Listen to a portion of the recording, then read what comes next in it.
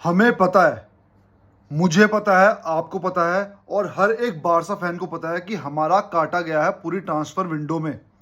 कभी नीको की तरफ से, कभी बोर्ड की तरफ से, कभी ये, कभी वो, कभी डेको, कभी लपोर्टा, कभी मतलब कोई ना कोई काट ही रहा है। ठीक है, किसी ने नहीं काटा तो वो था और वो है डैनी ओल्मो।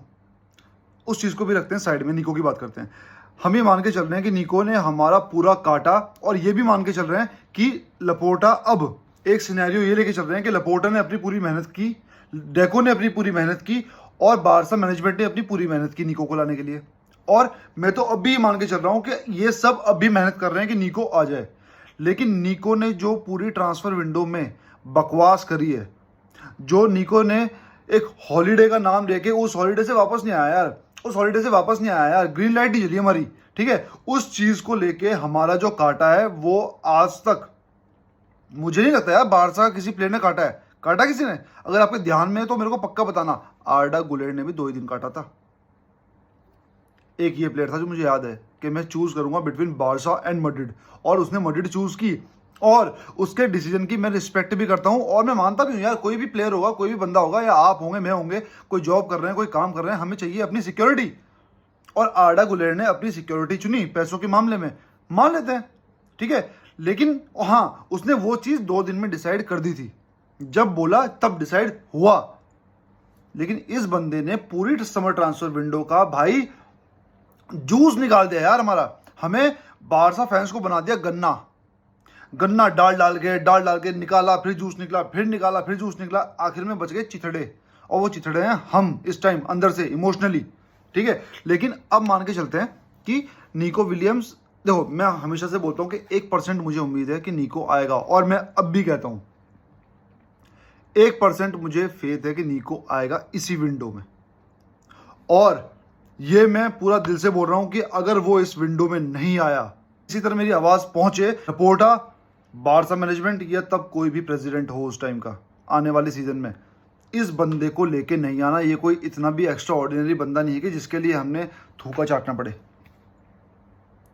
मैड्रिड के लिए एम्बापे इंपॉर्टेंट था, एम्बापे में क्वालिटी भी है, तो मान लिया कि उन्होंने थूका चाट लिया। लेकिन भाई इसके लिए थूका चाटेंगे क्या? हाँ, अगर इसकी जगह मेसी होता तो मैं खुद बोलता थूका चाट लो, क्योंकि उस बंदे को एक अलग ही गिफ्ट है नेचर का कि तू अलग ही लेवल का फुटबॉलर है। अबे ऐसे फुटबॉलर तो बहुत घूम रहे हैं, ऐसे विंगर तो बहुत घूम रहे हैं।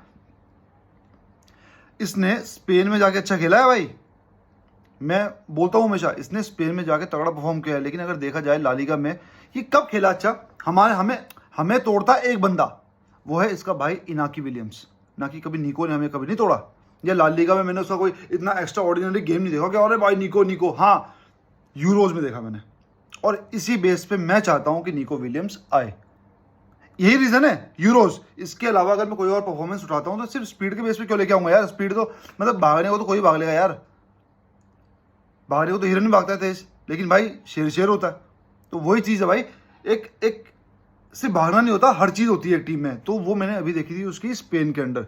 लेकिन अब मैं ये कहता हूं कि इस विंडो में, अब भी बोल रहा हूं मैं, इतनी जान लगा दो अभी भी कि हो जाए काम, आ जाए ये।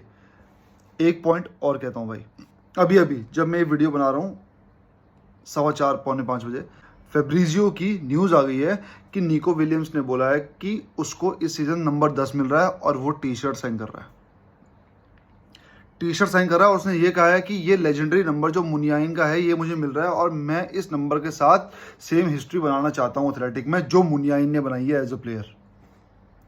तो जो 1% था ना फेथ, वो अभी भी 1% ही है, क्योंकि जब तक ये ऑफिशियल नहीं होता, वो तो उसने कहा है ना, ठीक है मान लिया, कह दिया, पर मैं पागल हूं भाई, मैं सन क्यों, मैं उस 1% को लेके चलूंगा जब तक कि 30 अगस्त नहीं आता, उस 1% को लेके चलूंगा मैं। लेकिन इस 30 अगस्त के बाद अगर वो नहीं आता, फिर भाड़ में जाए। ठीक है, मेरी तरफ से तू एथलेटिक में खेल, मेरी तरफ से तू रियल मैड्रिड में खेल, ठीक है, तू कहीं भी खेल। लेकिन भाई लपोर्टा इसके पीछे दोबारा मत जाना यार, अगर इज्जत है तुम्हारी तो। लेकिन अभी अपनी इज्जत उतार के नंगे हो जाओ। ठीक है, सारे के सारे जाके वहां पे यूं करने लग जाओ, नाचने लग जाओ उसके सामने, मुझे कोई फर्क नहीं पड़ता। लेकिन तुम्हें लाना है तो लेके आओ, कुछ भी हो। लेकिन अगर वो नहीं आता फिर नहीं आना, बस बात खत्म। ये मेरा पॉइंट है, इसलिए मैं D2 भाई, मुझे 1% पॉजिटिविटी है लाइफ में भी, मैं 1% पॉजिटिविटी लेके ही चलता हूँ भाई। और आप भी सारे ऐसे ही हो, इसलिए हम सब जुड़े हुए हैं और 1% लेके चलते हैं सारे भाई, ठीक है जी। बाकी जो होगा देखी जाएगी। आ गया तो भाई यहाँ पे सेलिब्रेट करेंगे, नहीं आया तो अपना सीजन जो शुरू होगा उसको सेलिब्रेट करेंगे, ठीक है। सेलिब्रेट तो हम दोनों चीज़ों में करेंगे, एक प्लेयर की वजह से हमारा क्लब नहीं रुकेगा। और हमें अपने प्लेयर्स पे, ठीक है, हमें अपनी टीम पे पूरी एकजुट, हमें अपने कोच पे, हमें अपने क्राउड पे, ठीक, हमें अपनी ला माजिया पे पूरा भरोसा है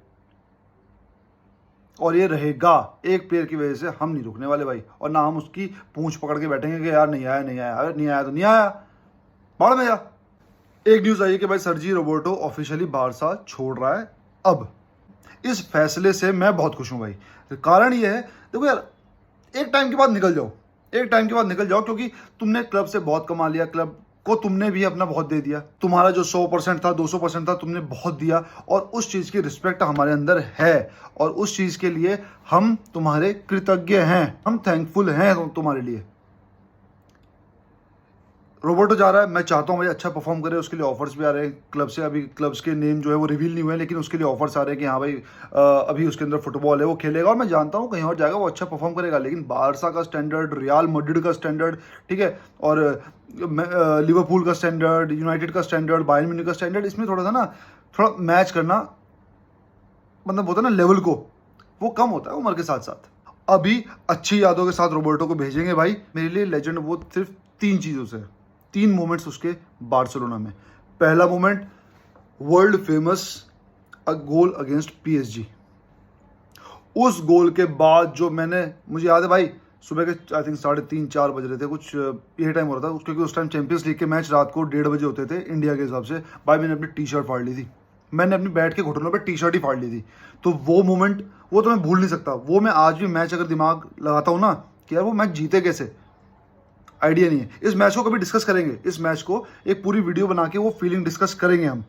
नंबर दूसरा मोमेंट, जब बारसा 2-2 थी और 94th minute, I think 93rd minute चल रहा था, रोबोटो ने राइट बैक पोजीशन से रन लिया और जाके आल्बा को पास दिया, मिडफील्ड तक बॉल खींच के ले गया था वो, और आल्बा ने पास किया, मेसी ने गोल मारा, 3-2 फाइनल, वो मोमेंट।